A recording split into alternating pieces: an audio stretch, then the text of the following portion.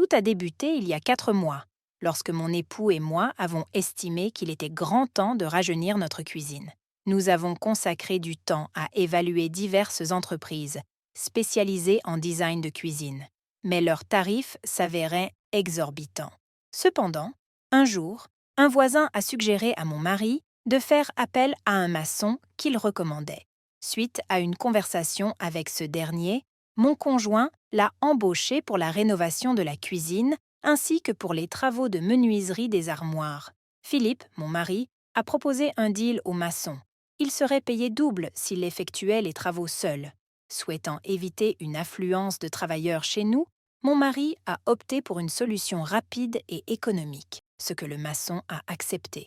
Ils ont convenu d'une visite et c'est là que je l'ai rencontré. Âgé de 22 ans, Claude vit dans le même quartier, à seulement 5 rues de chez nous.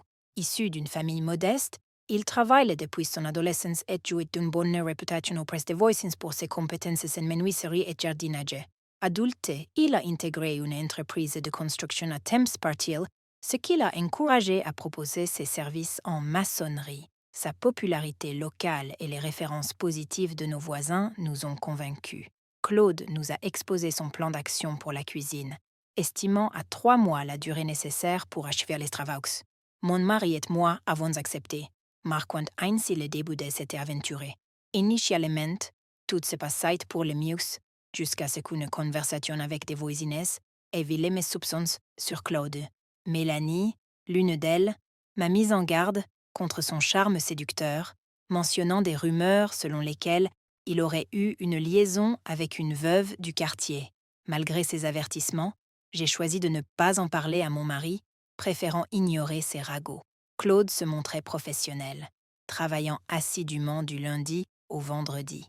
Nos déjeuners partagés m'ont permis de mieux le connaître, bien qu'il ne se confie jamais sur sa vie personnelle, se concentrant plutôt sur son travail. Cependant, les rumeurs ont commencé à semer le doute dans mon esprit, doute qui s'est intensifié le jour où je l'ai trouvé torse nu dans la salle à manger, déclenchant une série d'événements imprévus. Malgré ma résistance initiale, l'attirance mutuelle entre Claude et moi est devenue inévitable. Ce qui a commencé comme une simple fascination physique a évolué en une liaison intense, marquée par une passion dévorante. J'étais consciente de l'imprudence de mes actes, mais incapable de résister à cette attraction irrésistible. Claude, avec son expérience et son assurance, a réveillé en moi des désirs que je croyais oubliés. Au fil des jours, notre relation est devenue de plus en plus audacieuse, à tel point que j'ai commencé à envisager d'autres projets de rénovation comme prétexte pour prolonger sa présence. La culpabilité m'a parfois envahi, mais l'intensité de notre connexion était trop forte pour que je puisse y mettre un terme. Alors que la fin des travaux approchait, et c'est avec elle la fin de notre aventure, j'ai été confrontée à la réalité de mon infidélité et à ses conséquences potentielles sur mon mariage. Malgré les remords et les dilemmes moraux, je ne pouvais nier la profondeur de ce que j'avais vécu avec Claude. Cette histoire est un récit de passion, de désir et de transgression, questionnant la nature de nos désirs et la complexité des relations humaines. Elle invite à réfléchir sur les choix que nous faisons et leurs répercussions sur notre vie et celle des autres. Alors que la fin de notre liaison approchait, je me suis retrouvée à un carrefour émotionnel et moral. Chaque jour qui passait me rapprochait du moment où Claude acheverait son travail et quitterait notre maison, et potentiellement ma vie. Cette pensée m'emplissait d'une tristesse inattendue, une sensation de perte que je n'avais pas anticipée. J'avais initialement cru que notre relation n'était que physique, un simple échappatoire à la monotonie de mon quotidien. Pourtant, les émotions qui m'assaillaient désormais étaient bien plus complexes et profondes. Le dernier jour des travaux, j'ai senti une tension particulière dans l'air. Claude était comme toujours concentré sur sa tâche, mais il y avait une lueur différente dans son regard, un mélange de mélancolie et de résignation. Lorsqu'il a fini, il m'a annoncé que tout était terminé, avec une simplicité qui contrastait étrangement avec l'intensité de ce que nous avions partagé. Nous nous sommes dit au revoir d'une manière qui se voulait banale, mais le poids de ce moment était palpable. Dans les jours qui ont suivi, ma maison rénovée me rappelait constamment Claude. Chaque coin de la cuisine portait l'empreinte de nos souvenirs, de nos rires échangés, de nos regards complices et de notre passion dévorante. Mon mari était ravi du résultat et n'avait de cesse de complimenter le travail accompli, ignorant totalement les tourments qui agitaient mon cœur. J'étais déchirée entre la culpabilité et un sentiment d'épanouissement que je n'avais pas ressenti depuis longtemps. Cette expérience m'avait révélé à moi-même, me montrant des facettes de mon être que je ne connaissais pas ou que j'avais oubliées. Cependant, elle avait également mis en lumière l'évidente fissure dans mon mariage, un vide émotionnel et physique que j'avais tenté de combler de manière imprudente. Face à cette réalité, j'ai commencé à réfléchir profondément à mon mariage et à ce que je souhaitais pour l'avenir. Étais-je prête à faire face à mon mari et à lui avouer mon infidélité? Pouvais-je vivre avec le poids de ce secret, sachant que cela pourrait détruire notre relation si jamais la vérité venait à éclater? D'un autre côté, cette liaison avait-elle été un signal d'alarme, me montrant qu'il était temps de travailler sur notre relation, de chercher à comprendre ce qui manquait et de faire les efforts nécessaires pour le retrouver? Ces questions tournaient sans cesse dans ma tête, sans trouver de réponse immédiate. La seule certitude que j'avais était que rien ne serait plus jamais comme avant. Cette aventure avait changé quelque chose en moi, m'avait fait prendre conscience de mes besoins et désirs, mais également de l'importance de la communication et de l'honnêteté dans une relation. Finalement, j'ai pris la décision de me concentrer sur mon mariage, de tenter de redonner un nouveau souffle à notre relation. Cela impliquait d'avoir des conversations difficiles avec mon mari, de lui ouvrir mon cœur et de lui faire part de mes insatisfactions, sans pour autant lui révéler ma trahison. Ce chemin n'était pas le plus facile, mais c'était celui qui me semblait juste, pour nous deux. Quant à Claude, il restera une ombre dans ma vie, un souvenir d'une passion éphémère qui m'a éveillée, mais également mise en garde sur les dangers de laisser nos désirs prendre le contrôle de notre vie. J'ai appris de cette expérience la valeur de l'autoréflexion, de la prise de responsabilité pour nos actions et l'importance cruciale de nourrir et de chérir les liens que nous avons avant qu'il ne soit trop tard. Dans les semaines qui ont suivi, le silence de la maison semblait résonner des échos de notre liaison. Chaque fois que mon mari et moi partagions un repas dans la nouvelle cuisine, je ne pouvais m'empêcher de penser à Claude. C'était comme si les murs eux-mêmes racontaient les histoires de nos moments volés. Pourtant, à travers la douleur et la confusion, j'ai commencé à réaliser l'importance de regarder vers l'avant et de prendre des mesures concrètes pour reconstruire ce qui avait été négligé dans mon mariage. La décision de travailler sur mon mariage n'était pas une fin en soi, mais plutôt le début d'un processus difficile et souvent douloureux d'introspection et de guérison. J'ai dû apprendre à accepter mes erreurs, à pardonner mes faiblesses et à chercher des moyens de communiquer ouvertement et honnêtement avec mon mari. Cela impliquait de reconnaître que le bonheur et l'épanouissement dans une relation ne viennent pas de l'extérieur, mais doivent être cultivés de l'intérieur, à travers le respect mutuel, l'attention et l'amour partagé. Au fil du temps, mon mari et moi avons commencé à passer plus de temps ensemble, à redécouvrir les plaisirs simples de la vie partagée.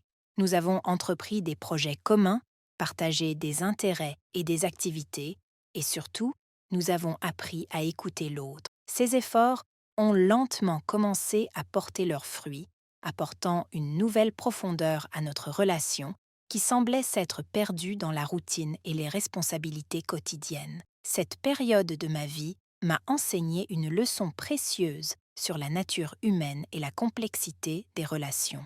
J'ai compris que l'attraction physique et la passion, bien que puissantes, ne sont pas les seuls fondements sur lesquels bâtir une relation durable. L'amour véritable exige du travail, de la patience et une volonté constante de grandir ensemble, même face aux défis et aux tentations. Cela m'a également fait réfléchir sur la manière dont nous, en tant qu'individus, gérons nos désirs et nos impulsions.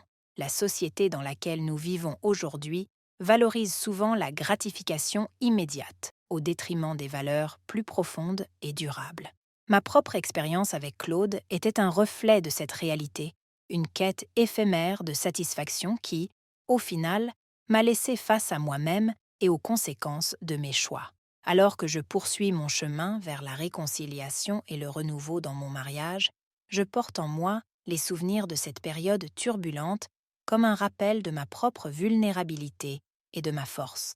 J'ai appris qu'il est possible de trouver la lumière même dans les moments les plus sombres, pourvu qu'on soit prêt à regarder en soi et à faire face à la vérité de nos actions et de nos désirs. En regardant en arrière, je me rends compte que bien que je ne puisse pas changer le passé, je peux choisir comment il façonnera mon avenir. Cette histoire, bien qu'elle soit marquée par l'erreur et le regret, est aussi une histoire de redécouverte et de résilience. Elle m'a montré que même les cœurs les plus perdus peuvent trouver leur chemin vers la rédemption et l'amour véritable, à condition d'être prêts à entreprendre le voyage difficile mais gratifiant de la réparation et du renouvellement. La suite de cette introspection m'a mené à un chemin de réflexion plus profonde sur l'essence même du bonheur et de la satisfaction personnelle.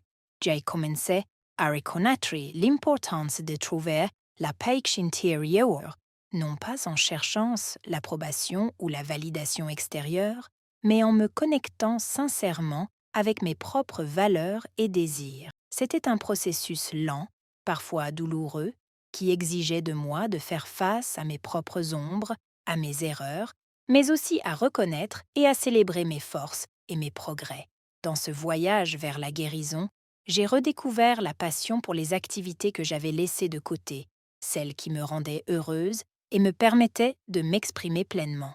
J'ai également cherché à renforcer mes liens avec des amis et la famille, m'ouvrant à eux de manière plus vulnérable et authentique. Cette ouverture a permis de tisser des liens plus profonds et plus significatifs qui ont enrichi ma vie d'une manière que je n'aurais jamais imaginée. Au sein de mon mariage, cette période de transformation m'a aidée à instaurer un dialogue plus ouvert et empathique avec mon mari. Ensemble, nous avons appris l'importance de ne pas tenir l'autre pour acquis et de continuer à nourrir notre relation à travers des gestes d'amour et de considération quotidiens. Nous avons commencé à planifier des moments spéciaux ensemble, des sorties, des vacances, ou simplement des soirées à discuter et à rire, redécouvrant ainsi la joie et la complicité qui nous avaient initialement unis. Cette expérience m'a également appris la valeur du pardon, à la fois envers moi-même et envers les autres.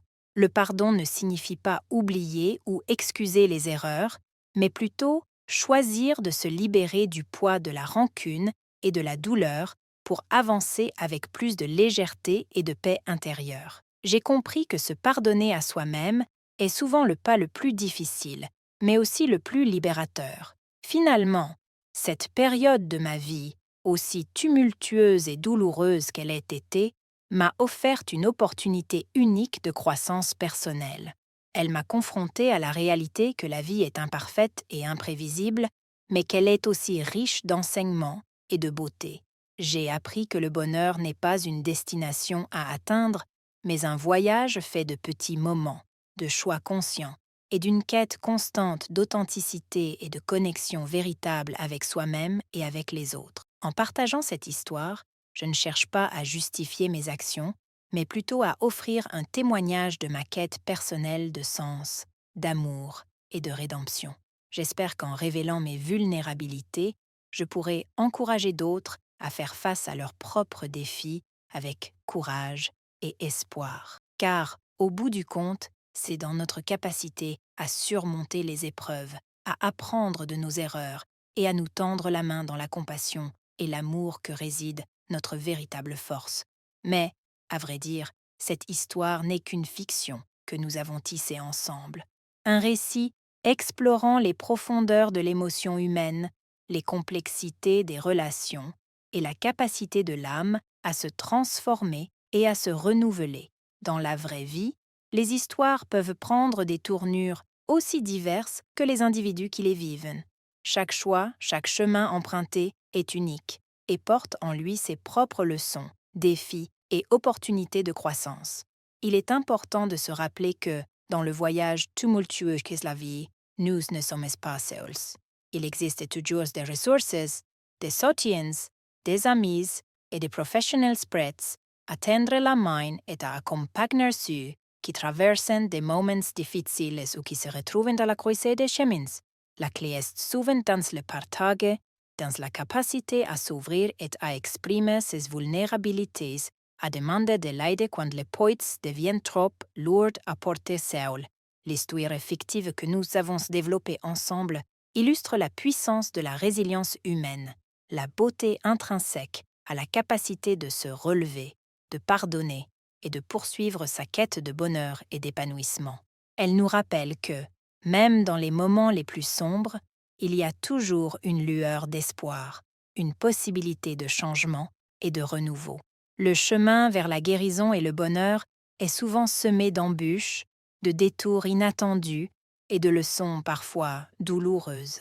Mais c'est aussi un chemin enrichi de moments de joie, de découverte sur soi et sur les autres, et d'une profonde transformation personnelle. C'est un chemin qui mérite d'être parcouru avec courage et foi en la capacité innée à surmonter les obstacles et à trouver la paix et l'amour en soi et autour de soi. En fin de compte, ce récit fictif n'est qu'un reflet des multiples facettes de l'expérience humaine, un hommage à la complexité et à la beauté de la vie. Il nous invite à réfléchir sur nos propres histoires, nos propres choix et sur la manière dont nous abordons les défis et les opportunités qui se présentent à nous. C'est un rappel que, malgré les erreurs et les regrets, il est toujours possible de trouver un chemin vers un avenir plus lumineux, plus riche et plus plein de sens. Ainsi, quelle que soit la réalité de chaque individu, l'essentiel est de continuer à avancer, à apprendre, à aimer et à se transformer en gardant toujours à l'esprit que chaque jour est une nouvelle opportunité de réécrire son histoire, d'une manière qui résonne avec sa vérité la plus profonde.